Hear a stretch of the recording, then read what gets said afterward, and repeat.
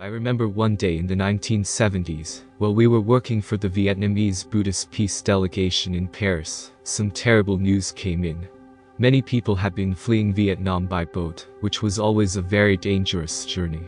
Not only was there the danger of storms, and not having enough fuel, food, or water, but also there was the risk of getting attacked by pirates, who were active along the coast of Thailand. The story we heard was tragic. Pirates had boarded a boat, stolen valuables, and raped an 11-year-old girl. When her father tried to intervene, he was thrown overboard. After the attack, the girl threw herself overboard too. Both perished in the sea. After I heard this news, I couldn't sleep. The feelings of sadness, compassion, and pity were very strong. But as a practitioner, we cannot let the feelings of anger and helplessness paralyze us. So I practice walking meditation, sitting meditation, and mindful breathing to look more deeply into the situation, to try to understand. I visualize myself as a little boy born into a poor family in Thailand, my father an illiterate fisherman.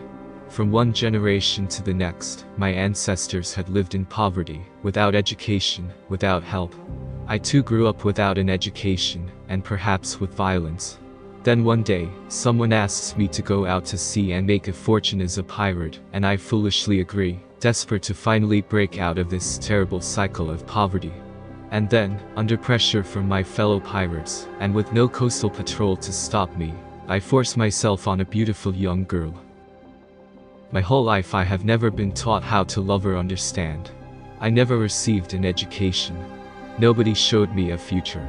If you had been there on the boat with a gun, you could have shot me. You could have killed me. But you wouldn't have been able to help me.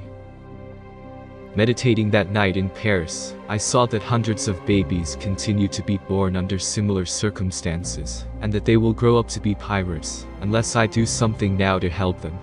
I saw all of this, and my anger disappeared. My heart was full of the energy of compassion and forgiveness. I could embrace not only the 11-year-old girl in my arms, but also the pirate. I could see myself in them. This is the fruit of the contemplation on emptiness, on interbeing.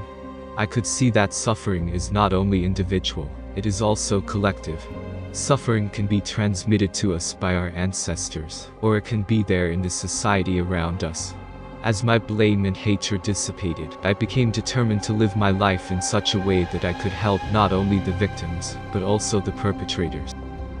So, if you call me Thich Nhat Hanh, I will say, yes, that is me. And if you call me the young girl, I will say, yes, that is me. If you call me the pirate, I will also say, yes, that is me. These are all my true names. If you call me an impoverished child in a war zone with no future, I will say, yes, that is me. And if you call me the arms merchant selling weapons to support that war, I will say, yes, that is me. All of these people are us. We interact with everyone. When we can free ourselves from the idea of separateness, we have compassion, we have understanding, and we have the energy we need to help.